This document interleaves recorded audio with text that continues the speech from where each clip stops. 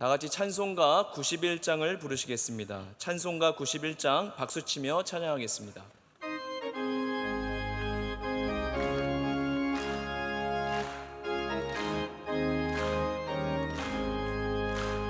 슬픈 마음 있는 사람 예수 이름 믿으면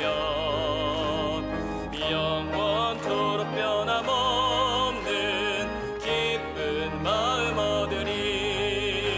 예수의 이름은 세상의 소망이요 예수의 이름은 천국의 기쁨일세.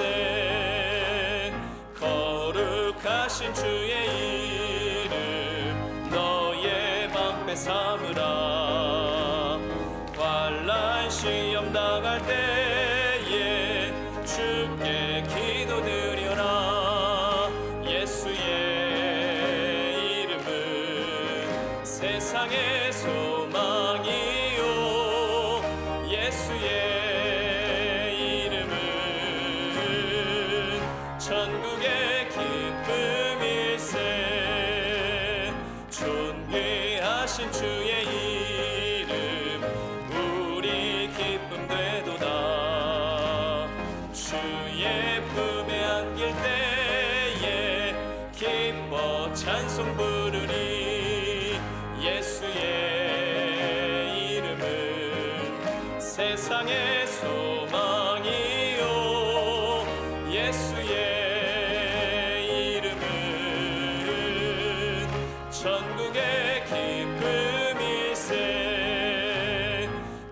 우리 갈 길 다간 후에 보좌 앞에 나아가 왕의 왕께 경배하며 멸류관을 드리니. 예수의 이름은 세상의 소망이요 예수의 이름은 천국의 기쁨일세.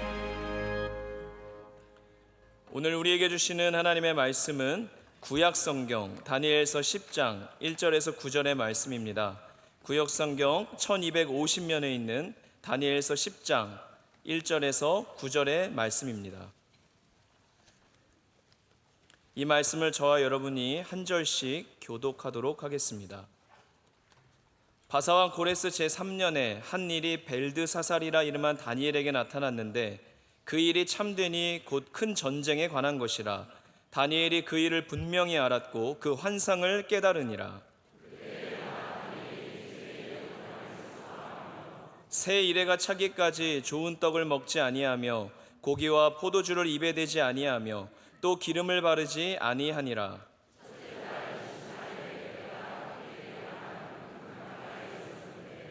그때 내가 눈을 들어 바라본즉 한 사람이 세마포 옷을 입었고 허리에는 우바스 순금띠를 띠었더라.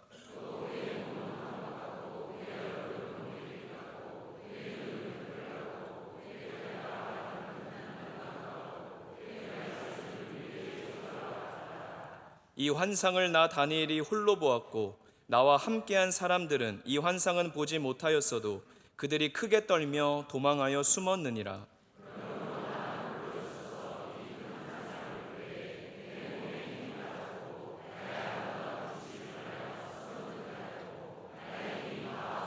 같이요. 내가 그의 음성을 들었는데 그의 음성을 들을 때에 내가 얼굴을 땅에 대고 깊이 잠들었느니라. 아멘. 특순 시간입니다. 먼저 강단부와 그리고 4대 교구 부장단이 특순으로, 이어서 교회 사랑하는 찬양대가 찬양으로 하나님께 영광 돌리겠습니다.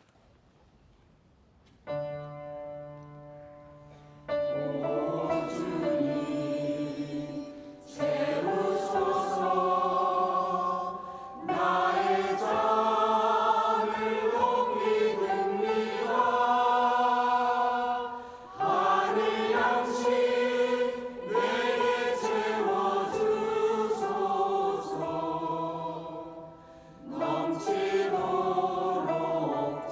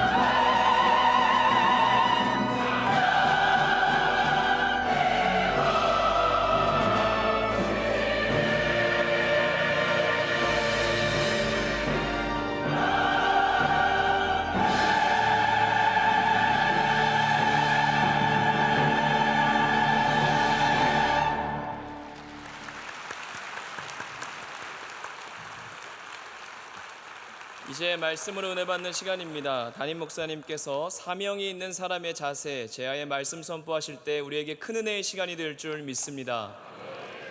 네, 하나님께서 모든 귀한 찬양 기쁘게 받으실 줄로 믿습니다.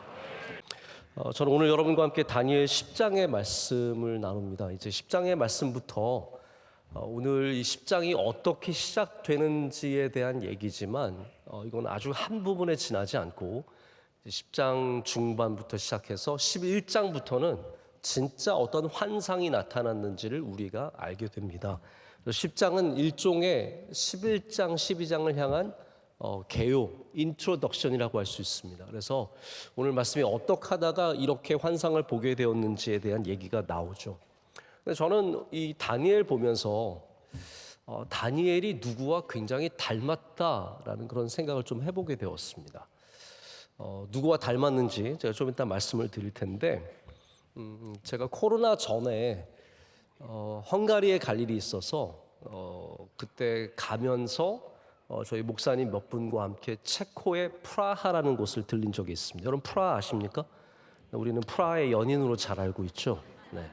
드라마 때문에 굉장히 유명해졌는데 저도 좀 궁금했습니다. 프라하가 어떤 도시일까? 그래서 프라하를 갔더니 다들 이게 아름답다 저게 아름답다 했는데 제가 지금 한 6년 지났는데 아직도 제 마음에 깊이 남아있는 장소는 프라하 성도 아니고요, 프라하 야경 하나도 생각 안 납니다.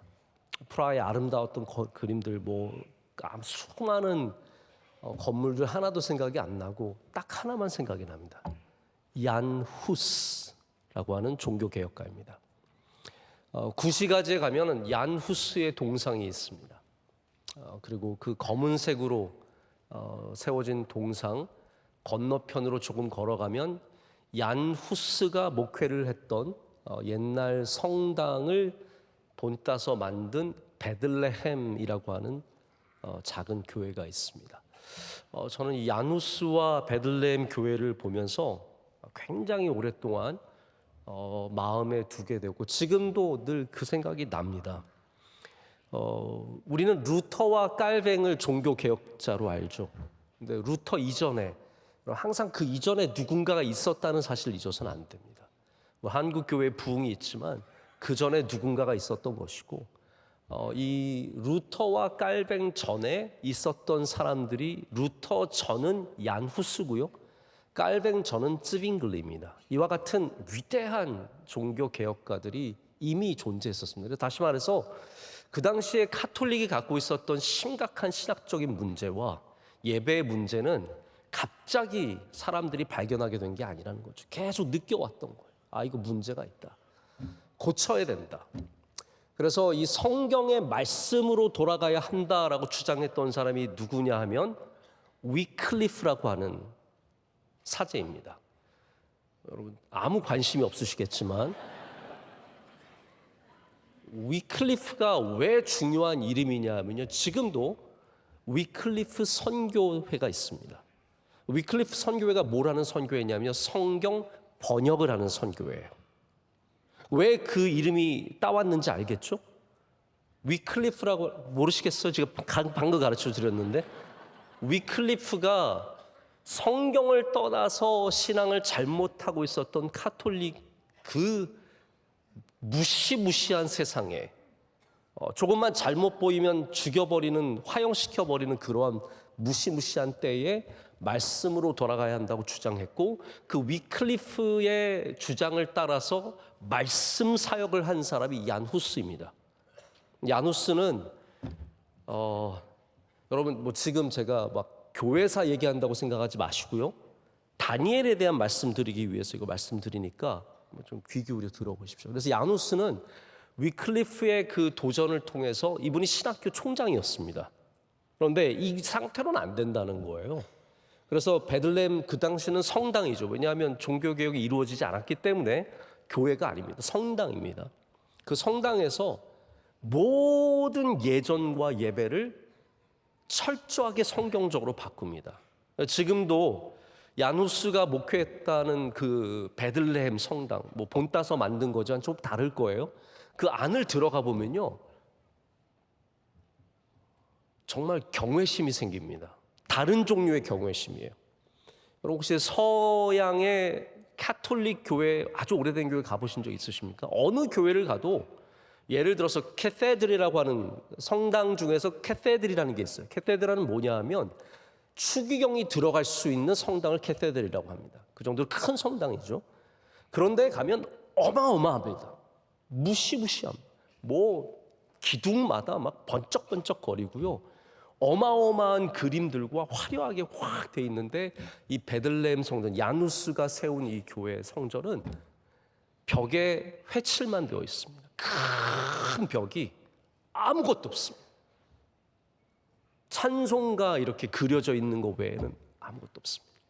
오직 제단만 말씀 선포하시는 강대상, 이게 보통 아시겠지만 우리 종교개혁 전통에 따라서 말씀은 위에서 선포되어 있기 때문에, 그래서 이게 이 강단이 좀 높은 게 굉장히 신학적인 겁니다.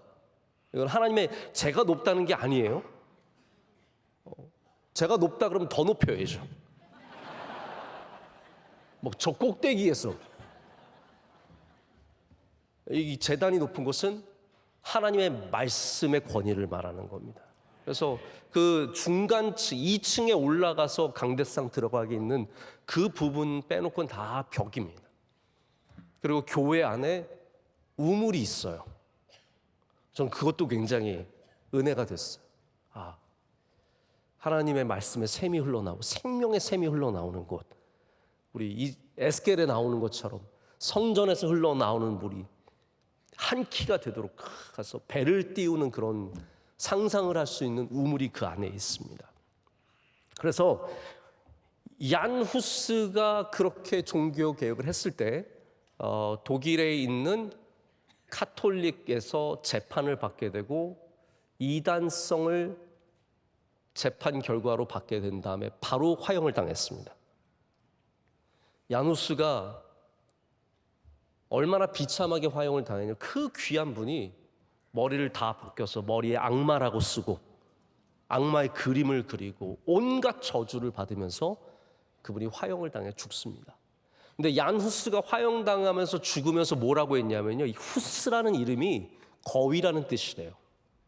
그래서 뭐라고 얘기했냐면 지금 여기 한 거위는 불에 타서 죽지만 100년 뒤에 당신들이 불에 태울 수도 없고 끓일 수도 없는 백조가 나타날 것이다 라고 하고 죽습니다. 그 백조가 누가 됩니까? 마틴 루터가 됩니다. 루터의 이 시작이 얀 후스의 화형입니다. 그래서 1400, 제가 다 외우는 거 보시고 얼마나 훌륭합니까? 1415년에 얀 후스가 화형을 당했는데 1517년에 루터의 바로 종교 개혁이 시작이 되는 거죠. 제가 오늘 다니엘서를 읽으면서 얀 후스와 마틴 루터가 생각이 나는 것은 다니엘과 느헤미야가 바로 그런 관계처럼 느껴졌기 때문입니다. 다니엘과 느헤미야는 뭐 정확하게 100년은 아니지만 그 정도 떨어져 있는 시대를 살아간 사람입니다. 근데 제가 볼 때 얀 후스가 가졌던 그 하나님의 말씀에 대한 확고한 신념과 잘못된 카톨릭에 대한 이러한 생각들이 마틴 루터에서 고스란히 이어져 가는 것처럼 오늘 다니엘이 사명을 가진 사람으로서 보여주는 모든 자세가 바로 느헤미야가 성벽을 재건하기 위해서 예루살렘으로 가는 과정과 거의 흡사하다는 겁니다. 그래서 약간 일종의 평행 이론으로 다니엘과 느헤미야를 좀 이렇게 조명해 볼 수 있었습니다. 몇 가지가 아주 똑같습니다. 첫 번째로는 물론 이제 다니엘은 바벨론으로 시작해서 메대와 바사까지 이어지는, 바벨론에서 이 페르시아까지 이어지는 왕궁 생활을 했죠. 근데 느헤미야가 바사의 시대의 사람이었다. 똑같은 페르시아에 살았던 유대인이라는 것. 둘째는 뭐냐면 둘 다 아주 훌륭한 관원들이었다는 겁니다. 다니엘이 총리였죠. 그리고 느헤미야는 어떤 사람이었습니까? 술 맡은 관원. 여러분 오해하지 마세요. 술 맡은 건 술 마시는 관원이 아니라, 술을 많이 마시는 사람이 아니라 왕 옆에서 술을 보자 하는 특별한 왕과 아주 가까운 사람이라는 거죠. 제가 다니엘서를 얘기하면서 아주 깊게 여러분과 안 들어간 몇 부분들이 있는데 그 중에 하나가 다니엘이 환관이었을 내시였을 가능성이 굉장히 크다는 거예요. 근데 느헤미야도 마찬가지입니다. 다 그렇기 때문에 왕 바로 옆에서 생활할 수 있게 되고 왕비에게도 접근할 수 있는 일들이 생기는 거죠. 세 번째는 둘 다 말씀을 통해서 은혜를 많이 받았다는 겁니다. 할렐루야. 저는 그리고 이런 말씀을 드리는 게 다니엘과 느헤미야가 비슷하다 이게 끝내자는 게 아닙니다. 우리가 바로 그 다니엘에서부터 흘러나오는 느헤미야로 이어지는 사명자의 자세를 이어가야 된다는 겁니다. 그럼 우리는 어떠한 존재입니까? 제가 또 좀 더 말씀을 드리겠지만 우리도 똑같아요. 우리도 바벨론에 살아가는 그리스도인이에요. 우리가 그냥 천국에 살아가는 사람, 물론 하나님의 나라가 이 땅에 임했지만 여전히 우리는 예수 그리스도를 조롱하고 하나님 믿는 사람을 핍박하는 바벨론에 살아가는 그리스도인이라는 생각을 하셔야 됩니다. 그래서 우리도 사실은 다니엘과 똑같은 존재들입니다. 그게 또한 묵시록의 역할이죠. 너희도 그런 사람이라는 겁니다. 너희가 핍박받을 때 다니엘을 보라는 것이고 우리가 사명을 가질 때 다니엘을 보라고 하나님께서 이렇게 말씀을 허락하신 겁니다. 할렐루야. 자, 그래서 말씀의 은혜를 받았어요. 제가 지난 9장에서도 여러분께 말씀을 드렸지만 다니엘이 예레미야를 읽으면서 크게 눈물을 흘리고 하나님의 예비하심, 하나님의 뜻하심을 생각해 보게 되지 않습니까? 느헤미야는 성경에는 이제 동생 이름이 나와요. 동생이 누굽니까? 하나니거든요. 저는 그 이름 볼 때마다 하나냐, 하나니 제가 굉장히 별로 안 좋아하는 이름들입니다. 하나냐, 하나니. 네, 저를 찾는 것 같아서. 느헤미야의 동생이죠. 하나니가 보내준 예루살렘의 이야기를 들으면서 눈물을 흘려요. 근데 그 근본적인 원인이 어디 있냐면 에스라라고 하는, 그래서 여러분 에스라 느헤미야는 원래 같은 성경이죠. 유대인들은 같은 성경입니다. 우리가 나눈 거지 원래는 에스라 느헤미야는 한 묶음입니다. 에스라가 먼저 가서 거기서 이제 회복을 하고 그러는 가운데 예루살렘 성벽이 무너진 것을 이제 페르시아의 왕에게 보고를 한 겁니다. 그 편지가 또한 우리가 여기서 보지 못하는 느헤미야가 읽은 거예요. 그러면서 깊이 슬픔을 느끼고 아픔을 느낍니다. 그리고 또한 둘 다 다니엘도 그렇고 느헤미야도 그렇고 이로 인해서 금식하며 기도하며 사명자로서 이 일을 감당하게 되죠. 저는 오늘 여러분 야누스, 다니엘, 느헤미야 다 중요한 인물들이고 우리가 알면 좋지만 저는 여러분에게 단순히 지식을 전해드리고 싶지는 않습니다. 여러분 사명자가 되십시오. 사명자가 되는 것이 우리가 성경에 있는 모든 지식을 다 아는 것보다 더 귀합니다. 사명자가 되시길 축복합니다. 그래서 바라기는 2000년이 넘은 이 시대에도 이러한 주의 사명자들이 이어지길 바란다는 거죠. 계속해서 우리도 다니엘과 느헤미야처럼 하나님의 말씀으로 감동받는 사람들이 되어야 합니다. 하나님의 말씀으로 눈물이 나오는 사람이 되어야 하고 그 감동으로 인해서 남들은 기뻐하고 즐거워할 때 나는 슬퍼하며 기도하며 금식할 수 있는 사람들이 되어야 된다는 거죠. 오늘 말씀에 다니엘은 hitdegel이라고 하는 강가에서 이 환상을 보게 됩니다.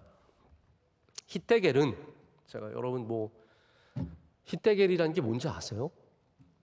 저도 연구를 안 하면 절대로 모를 것 같아요. hitdegel은 티그리스 강을 말합니다. 티그리스 강. 여러분 잘 아시겠지만 이 고대 문명의 발상지가 있잖아요. 이집트의 나일강 유역, 델타라고 하는 삼각주 지역과 그리고 메소포타미아, 메소가 중간이란 뜻이고요. 포타미아가 강이란 뜻이에요. 강 사이에 있는 땅입니다. 그래서 티그리스와 유브라데스 강 사이에 있는 문명이 메소포타미아예요. 오늘 별걸 다 얘기합니다. 황하 문명, 우리 이런 문명들이 있잖아요. 그 티그리스가 바로 지금의 이란, 이라크 이런 지역들, 유브라데스 다 이 중동의 가장 중요한 물줄기를 대는 데가 여기였고 바로 그러한 물줄기를 통해서 번성한 국가들이 되었죠. 근데 다니엘이 어떤 이유인지 모르겠지만 이 티그리스 강에 가게 된 겁니다. 뭐 여러 가지 우리가 추측을 해볼 수 있습니다. 관료, 높은 관료입니다. 지금 다니엘이 나이가 어느 정도냐면 한 80세 정도 된 즈음입니다. 그러니까 나이가 상당히 아주 고위 관료로서 휴가를 받아서 갔을 수도 있고요. 아니면 왕의 명령을 받고 뭔가를 시행하기 위해 갔을 수 있습니다. 어쨌든 제가 보면 그렇습니다. 여러분, 하나님의 말씀이 언제 임하냐면요, 그거는 모르는 겁니다. 우리가 휴가 갔을 때도 하나님 말씀 주실 수 있는 거고요. 막 놀러 가서 놀고 있는데 하나님이 감동 주실 수 있는 거고, 쉬는데 감동 주실 수 있는 거고, 부흥회 때도 감동 주실 수 있는 거고, 언제든지 감동을 주실 수 있는 거죠. 하나님의 임재는 언제 어디에서든 가능합니다. 히데겔에 어떠한 이유로 가든지 다니엘은 여전히 하나님과 동행하는 사람이었다는 겁니다. 여러분, 어디를 가시든지 주님과 동행하시길 축복합니다. 다니엘은 이 히데겔에서 디그리스 강에서 아주 중대한 환상을 보게 됩니다. 이제 그 이야기가 10장에 나오지도 않아요. 10장은 계속 위로만 해줘. 너무 다니엘이 이 환상이 중에서 힘들어하니까 주의 천사가 나타나서 계속 어루만져주고, 너 소중한 사람아, 사랑받는 사람아, 일어나라, 이것만 해주고 11장 가야 이제 드디어 환상이 나타납니다. 이게 얼마나 중대한 환상이면 이렇게 계속 뜸을 들이겠습니까? 근데 오늘 1절 말씀을 보면 이게 정말로 큰 환상인 것을 보여주는 것이 그 일이 참되니 곧 큰 전쟁에 관한 것이다 라고 말합니다. 이 전쟁이라는 단어가 나와 있지만 이거를 여러분 고난으로 해석하시면 좋습니다. 큰 고난에 관한 것이라. 앞으로 하나님의 백성들이 당할 그 수많은 고난들에 대해서 하나님께서 알려주시고, 그로 인해서 사명자로서 준비하고 선포하고 사람들에게 나누게 하시는 거죠. 근데 제가 오늘 이 사명자를 계속 묵상하면서, 여러분, 사명자의 삶은 좀 외로운 게 있습니다. 그렇지 않습니까? 우리가 주님 섬기다 보면은 참 좋은데 외로울 때가 있어요. 다 나 도와줄 것 같은데요, 전혀 아무도 도움이 안 될 때도 많고요. 나 혼자 홀로 이 싸움을 하는 것 같은 외로운 때가 있습니다. 그래서 사명자의 삶이 그렇게 막 복되고 멋지고 그런 건 아닙니다. 제가 어떤 면에서 그걸 느꼈냐면, 사명자의 삶은 성경이 가르치는 거랑 상반될 때가 많아요. 어떤 얘기냐면요, 여러분, 우리 성경이 우리에게 기뻐하라고 합니까? 슬퍼하라고 합니까? 기뻐하라고 하잖아요. 항상 기뻐하라 하잖아요. 항상 기뻐하라 해요. 성경은 근심하지 말고 기뻐하라 그러는데 사명자들은 슬퍼할 줄 알아야 합니다. 자, 묘하죠? 성경은 기뻐하라고 가르치는데 사명을 받으면 슬퍼할 줄 알아야 돼요. 슬픔이 무엇인지 알아야 되고 그 일을 감당하면서 슬픈 일들이 생깁니다. 오늘 말씀의 배경이 되는 첫 번째 달, 이거를 히브리어로 니산월이라고 하죠. 니산월에 여기 중간에 힌트가 있습니다. 24일에라고 되어 있는데, 뭐 성경에 보면은 3번 이레를 금식하였다라고 했어요. 이레가 며칠이에요? 여러분 아시네요, 그거는? 네. 여호와 이레가 아닙니다. 이레가 7일이에요. 그러면 37에 오, 이런 거 헷갈릴 수도 있는데 잘 아시네요. 그러면 1월 며칠부터 금식한 거예요? 24일에서 21일 빼면? 그것도 안 되세요? 1월 3일부터 금식을 한 겁니다. 여러분 잠 좀 깨시라고 제가 산수 좀 시키면 더 졸리신 분들도 계신데, 어쨌든 1월 3일부터 1월 24일까지 무려 21일 동안을 다니엘이 부분 금식을 한 겁니다. 먹을 건 좀 먹었지만 고기나 좋은 것들을 다 제하고 기름도 바르지 않습니다. 이 기름을 바른다는 건, 제가 이번에 그 미국의 서부에서 지내면서 물이 안 좋아요. 여러분, 우리나라 물이 최고인 줄 아셔야 돼요. 이것도 아멘 하는 건지 모르겠어요. 어쨌든 우리나라 물이 진짜 좋아요. 우리나라 물은 뭐 샤워하고 나서 특별히 막 이렇게 막 땡기고 그런 게 많지 않습니다. 서부 물은요, 와, 정말 온몸이 뻣뻣해지는 것 같아요. 저는 원래 바디로션이라는 걸 안 바르는 사람이에요. 제일 안 바르시는 분이 원로 목사님이시고,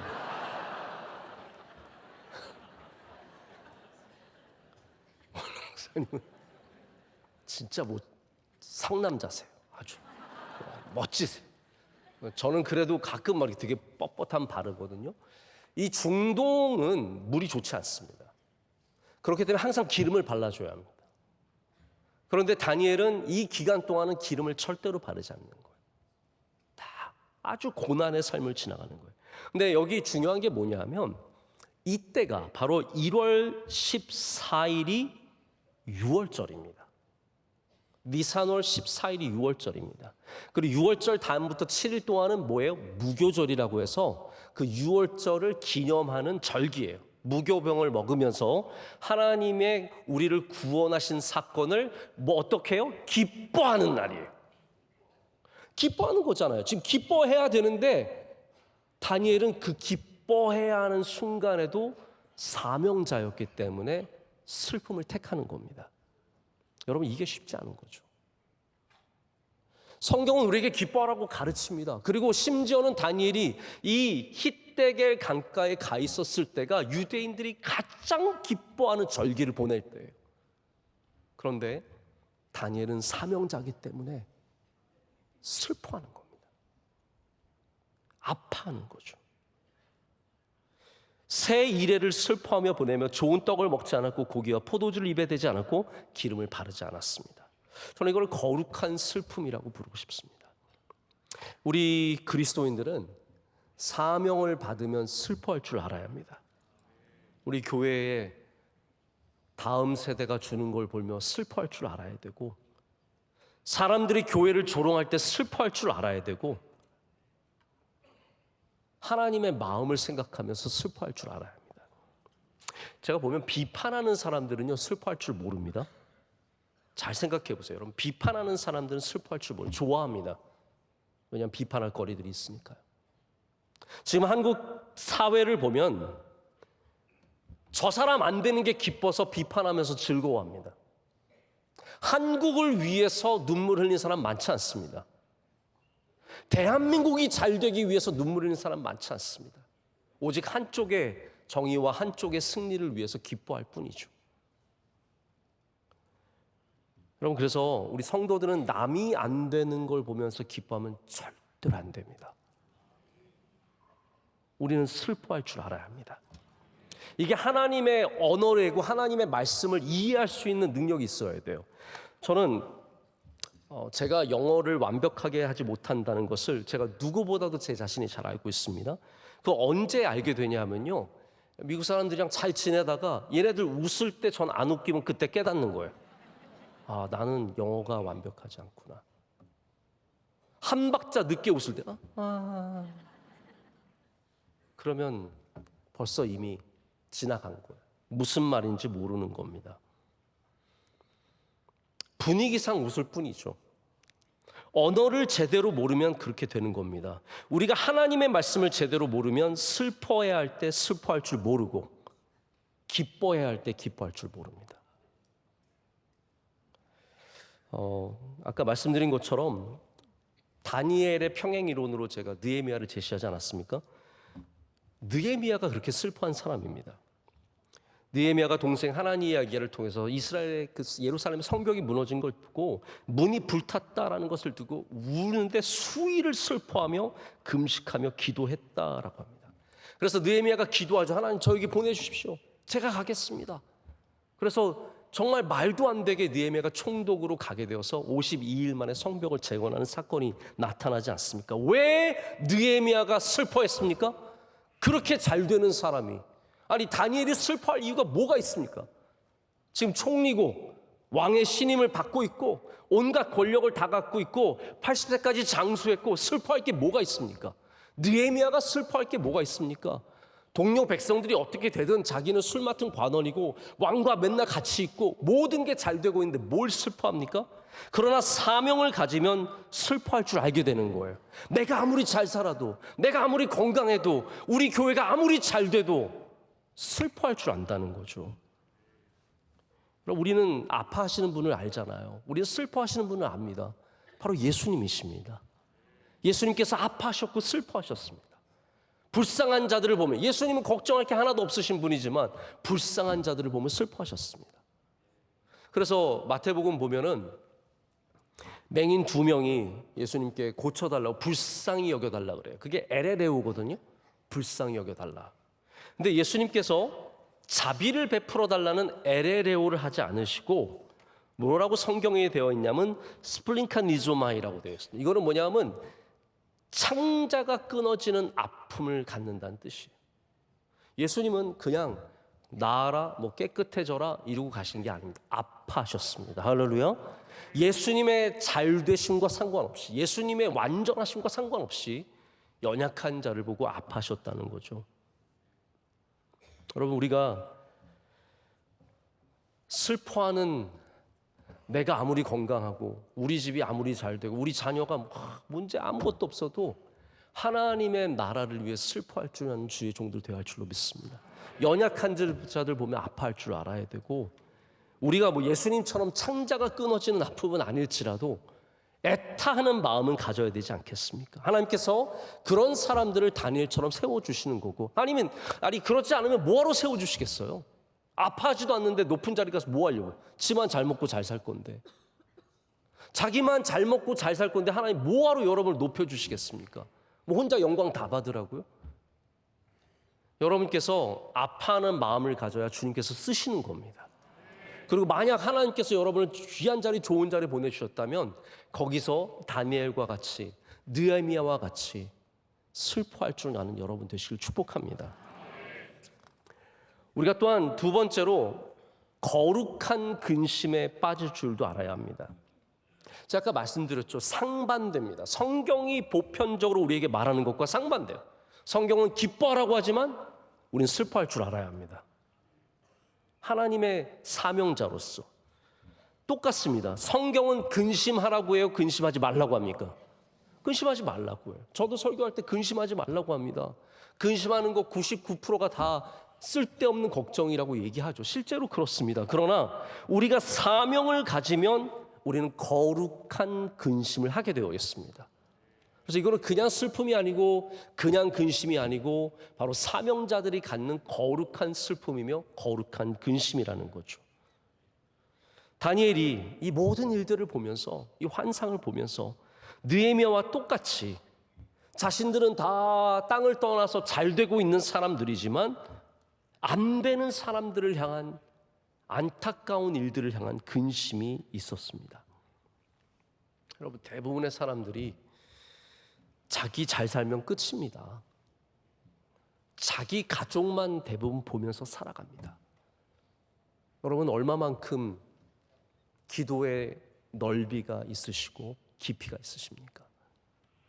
사명자들은 넓어져야 합니다. 보는 시야가 넓어야 합니다. 제가 보면은 목회자들도 다 시야가 다릅니다. 어떤 목회자는 한국을 바라보고 있고 어떤 목회자는 오늘 설교할 것만 바라보고 있습니다. 내 집만 바라보는, 내 아이들만 소중한 목회자가 있고 하나님의 자녀들을 바라보는 목회자가 있습니다. 시야가 다 다르더라고요. 우리 교회 안에서도 섬기시는 분들 보면 교구를 굉장히 아끼시는 분이 있는가 하면 전혀 아무 생각 없이 그냥 내 몸 건사하고 우리 가정 잘 되는 게 온갖 기도 제목의 처음이고 끝인 분들도 있습니다. 저는 그게 완전히 잘못됐다고 말씀을 드리고 싶지는 않습니다. 하지만 여러분, 우리가 사명자가 되려면, 그리고 우리 모두가 사실은 사명자입니다. 할렐루야. 우리 모두가 사명자이기 때문에 우리가 주님의 근심으로 근심할 줄 아는 사람들이 되어야 합니다. 우리나라에도 보면 독립운동가 가운데 자기는 엄청 잘 사는데, 그런 여러분 영화도, 우리나라 요즘에 그런 영화도 좀 나왔잖아요. 독립운동하는 영화. 저는 보진 못했는데 독립운동하신 분들 보면은 나는 잘 살아요. 99칸짜리 기와집에 살고 있고 너무 떵떵거리며 살고 있지만 밤에는 몰래 변장에 나가서 여기 있다고 독립운동 자금을 대고 잡히면 죽는데 그 위험을 무릅쓰고 가서 돕는 거예요. 여러분, 그런 분들이 진짜 애국자 아니겠습니까? 내가 잘 되고 끝이 아니라는 거죠. 내가 유명한 사람 만나고 내가 건강하고 우리 집안이 잘 되면 아무 생각도 없이 그것만 바라보며 사는 게 아니라 내가 아무리 잘 돼도 하나님 생각하고, 할렐루야, 교회를 생각하고, 한국 교회를 생각하고, 선교를 생각하고, 우리 원로 목사님 늘 그거 강조하셔요. 선교를 생각하라는 거예요. 여러분, 선교 생각하시길 축복합니다. 그게 사명자 아니겠습니까? 대단한 사명이 아니라 선교만 생각해도 여러분이 사명자가 될 수 있는 겁니다. 제가 꼭 가보고 싶은 미술관이 있는데, 여러분도 아시죠? 간송미술관 아시죠? 우리나라에 이 간송이라는 분이 집안이 뭐 정승 집안이고 종로에서 모든 상권을 다 가졌던 집이라서 이루 말할 수 없는 부자였는데, 이분이 가산을 다 털어서 일제시대 때부터 우리나라 해방하고 계속 이어서 일제에게 빼앗긴 우리 국가 유물들 다 사옵니다. 막 일본에 보내가지고 사오고, 막 지금으로 따지면 수백억짜리를 막 사오고 그렇게 해서 하는 거예요. 이분은 뭐 자기 혼자 잘 먹고 잘 살려면 뭐 그 당시에 페라리는 없었겠지만 뭐 그런 차 막 10대씩 몰 수 있고, 뭐 집안에 뭐 별 오디오 세트 1,100억짜리 갖다 놓을 수 있는 분인데, 그게 아니라 뭔가 사명을 갖고 살아가니까 내가 잘 되는 것과 상관없이 살아가는 거예요. 그럼 다니엘이 그렇고 느헤미야가 그렇습니다. 이민 가서 잘 되면 엄청 사람들이 우러러봅니다. 미국 가서 보니까 이민 오셔서 잘 되신 분들이 계시더라고요. 훌륭한 기업을 이끄시고 뭐 별의별 일들로 잘 되신 분들, 그런 분들은 다들 지나갈 때 그분을 다 존중해줘요. 저분은 이민자로서 성공하신 분이다, 훌륭하다. 뭐 얘기 들어보면 뭐 집이 뭐 어디에 뭐가 있고 뭐 요트가 몇 대고 뭐 그런 분들이 계세요.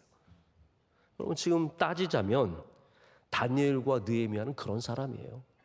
이민 가서 대박 친 사람들입니다.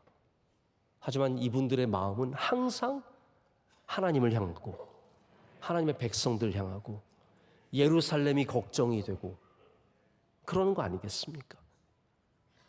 여러분, 나 혼자 잘 사는 것이 전부인 사람들 되지 않으시길 축복합니다. 다니엘처럼, 느헤미야처럼 하나님의 행하시는 일들을 바라볼 수 있으시길 축복합니다. 자, 이제 제가 말씀의 결말로 나아가는데요. 5절부터 천사가 등장을 하고 그 천사에 대한 묘사가 아주 상세합니다. 한번 말씀을 잠깐 보실까요? 5절과 6절을 제가 한번 읽어보겠습니다. 그때 내가 눈을 들어 바라본즉 한 사람이 세마포 옷을 입었고 허리에는 우바스 순금 띠를 띠었더라. 또 그의 몸은 황옥 같고 그의 얼굴은 번갯빛 같고 그의 눈은 횃불 같고 그의 팔과 발은 빛난 녹과 같고 그의 말소리는 무리의 소리와 같더라. 아멘. 이게 이제 천사를 묘사하는, 설명하는 이제 두 절의 말씀입니다. 제가 이 긴 이야기를 좀 짧게 말씀을 드리자면, 이 천사는 누군지 모릅니다. 여러 의견들이 있고요. 뭐 가브리엘이다. 네, 여러분 아시겠죠? 가브리엘은 이런 스타일이 아닙니다. 가브리엘은 이렇게 무섭게 생기지 않았습니다. 생각해보세요. 소식을 전해주는데 막 불이야 이렇게 나타나서 막 너에게 축복이 있을지어다. 뭐 되겠습니까? 미가엘 가능성이 굉장히 크지만 그것도 정확하진 않습니다. 여러분 아시겠죠? 미가엘은 하나님의 군대 장관입니다. 그래서 그 묘사에는 좀 맞지만 그것 또한 뭐 정확하지 않습니다. 다니엘에서는 이 천사가 누구인지를 우리에게 가르쳐주고 있지는 않습니다. 하지만 제가 이 질문을 해보는 거예요. 왜 천사일까? 여러분, 다니엘서를 이렇게 보시다 보니까 천사가 너무 많이 나오지 않으세요? 모르셨어요? 천사가 엄청 많이 나옵니다. 근데 그게 요한계시록과의 공통점이에요. 묵시록은 천사가 나옵니다. 묵시록에 천사가 나온 이유가 있습니다. 우선 요한계시록과 다니엘이 비슷한 게 굉장히 많습니다. 오늘은 자꾸 평행 이론을 많이 얘기하는데 요한계시록 여러분 맨 마지막 절은 아니지만 그 한 절 전에 주 예수여 오시옵소서 마라나타가 있죠. 주 예수 오시옵소서. 그게 요한계시록의 결론이라면 다니엘의 결론도 바로 산돌이신 예수 그리스도의 오심입니다. 이 모든 것에서 구원하실 분 예수 그리스도의 오심. 그리고 또 하나의 공통점이 바로 이렇게 천사가 계속해서 여러분 요한계시록 보면 천사 얘기가 얼마나 많이 나와요. 뭐 처음부터 끝까지 천사들이 나와서 계속 활동을 하죠. 근데 그게 다 이유가 있다는 겁니다. 묵시록이 쓰여진 때는 이 땅에 하나님의 백성들이 고난받고 있을 때입니다. 묵시록은 고난받는 백성에게 주시는 하나님의 메시지예요. 근데 가장 안타까운 것은 뭐냐면 묵시록의 때에 누가 없냐면 선지자들이 없는 거예요. 이해가 되시죠? 선지자들이 없기 때문에 하나님께서는 그 하늘의 메시지를 우리에게 주시기 위해서 누구를 사용하시는 거예요? 천사를 사용하시는 거예요. 천사들을 통해서 하늘의 메시지를 우리에게 던져주시고 이 어려운 시기에 하나님의 천사를 통해서 위로하시는 겁니다. 그래서 10절 우리가 읽진 않았지만 10절 보면 바로 천사가 나타나서 다니엘을 위로합니다. 10절 제가 한번 읽어볼까요? 한 손이 있어 나를 어루만지기로 내가 떨었더니 그가 내 무릎과 손바닥이 땅에 닿게 일으키고 내게 이르되 큰 은총을 받은 사람 다니엘아 내가 내게 이르는 말을 깨닫고 일어서라 이렇게 말합니다. 할렐루야. 천사가 위로합니다. 오늘 말씀을 통해서 우리 사명을 받은 사람들에게 하나님께서 어떤 은혜를 주시는지 또한 함께 마지막으로 생각해 보기를 원합니다. 하나님은 사명자에게 반드시 위로함을 주시고 말씀을 주시고 우리로 깨달아 알게 하시고 갈 수 있는 힘과 능력을 주십니다. 쓰러지셨습니까? 천사가 일으켜줄 줄로 믿습니다. 하나님의 일을 하다가 지치셨습니까? 하나님께서 반드시 여러분을 일으켜 주십니다. 우리가 사명을 갖고 가면 하나님은 여러분을 절대로 놓지 않으십니다. 우리가 사명 없이 가기 때문에 하나님을 버리고 이 세상만 바라보며 가기 때문에 우리가 천사를 만나지 못하는 겁니다. 우리 이 어려운 때에 정말 묵시록의 시대와 같은 이 시대에 우리는 더욱더 사명자로 살아가기를 원합니다. 그럴 때 하나님께서 여러분에게 힘을 주시고 여러분이 슬퍼할 때 힘 주시고 여러분이 거룩한 근심할 때 힘 주시고 이 막대한 중대한 일을 짊어지고 쓰러질지라도 주의 능력이 우리를 다시 일으켜 세워서 주의 일을 감당하게 하실 줄로 믿습니다. 여러분 모두가 하나님과 하나님의 나라를 위해서 다니엘처럼 느헤미야처럼 얀후스처럼 사명자의 걸음을 걸어가시기를 축복합니다. 우리 함께 찬양하고 기도하는 시간 잠시 갖도록 하겠습니다.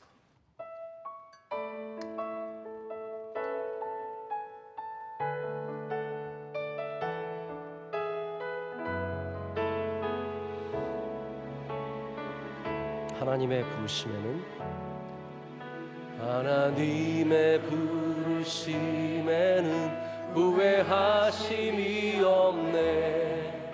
내가 이 자리에 선 것도 주의 부르심이라. 하나님의 부르심에는 결코 실수가 없네. 나를 부르신 하나님의 진실하심을 다시 한번 합니다. 하나님의 부르심에는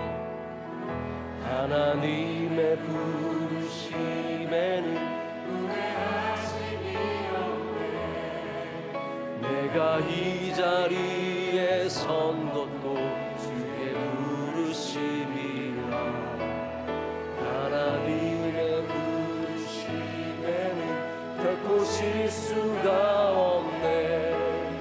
나를 부르신 하나님의 진실하심을 날 부르신 뜻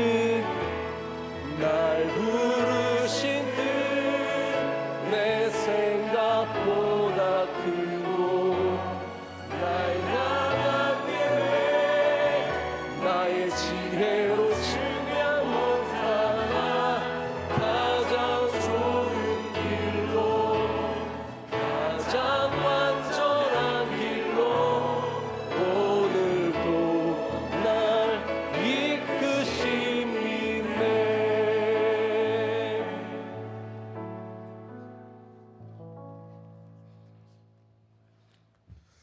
하나님 감사합니다. 추운 겨울에 열심을 다하여 예배에 충성하는 모든 성도들을 축복해 주옵소서. 오늘 또한 귀한 예물 주님 앞에 봉헌하며 여러 가지 기도의 제목을 담아 주님 앞에 향내나는 기도로 올려드리오니 이 예물 위에 우리 주님 손을 얹어 축복해 주시고 하늘의 신령한 것과 따릉에 기름진 것으로 풍성한 은혜의 삶을 누리는 성도들 다 되게 하여 주옵소서. 이제는 우리 구주 예수 그리스도의 은혜와 아버지 하나님의 크고 놀라우신 사랑과 성령님의 인도 충만 교통하심이 오늘 다니엘처럼 우리의 교회를 바라보며 가정을 바라보며 또 일터와 신음하고 아파하는 이 민족을 바라보며 슬퍼하며 사명자의 길을 담대히 걸어가는 우리 명성의 모든 가족들 위해 이제로부터 영원까지 함께 하시기를 축원하옵나이다. 아멘.